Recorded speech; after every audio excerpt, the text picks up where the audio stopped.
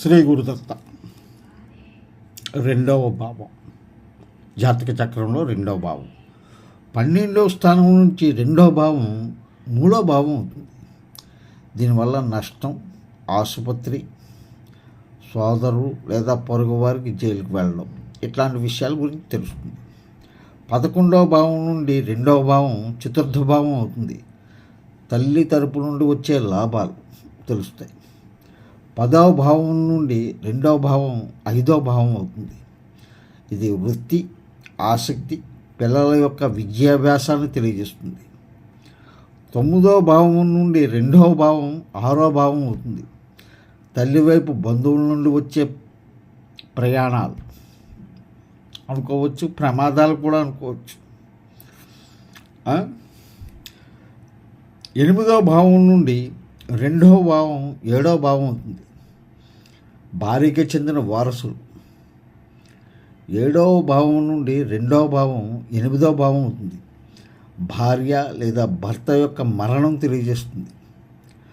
6వ భావం నుండి రెండవ భావం 9వ భావం అవుతుంది. అనారోగ్యము, అప్పులు మరియు తండ్రి యొక్క శత్రువులు తెలుస్తుంది.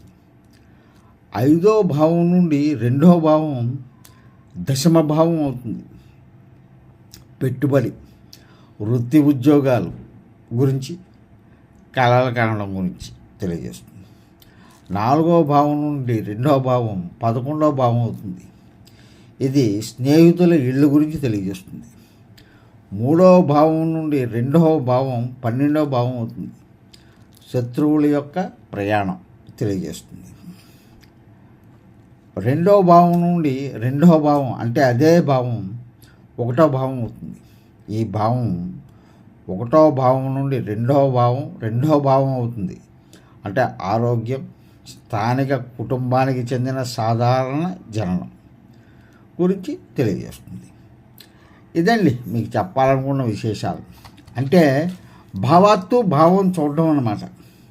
భావాత్తు భావాన్ని చూడడం గురించి తెలియజేశాను. ఈ షార్ట్ని మీ అందరికీ ఆమోదయోగ్యం అవుతుందనే ఉద్దేశంతో షార్ట్ కింద చిన్న చిన్న బిట్లు తీయడం జరుగుతుంది. దయచేసి మన ఛానల్ని ఒక లైక్ చేయండి. అదేవిధంగా సబ్స్క్రైబ్ చేసుకోండి. సబ్స్క్రైబ్ చేసుకుంటే నేను పెట్టిన ప్రతి వీడియో కూడా మీకు నోటిఫికేషన్ రూపంలో వస్తుంది. తద్వారా మీరు మరిన్ని విషయాలు తెలుసుకోవడానికి కూడా అవకాశం ఉంటుంది.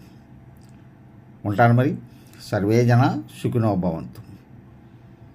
జై గురుదత్త. శ్రీ గురుదత్త.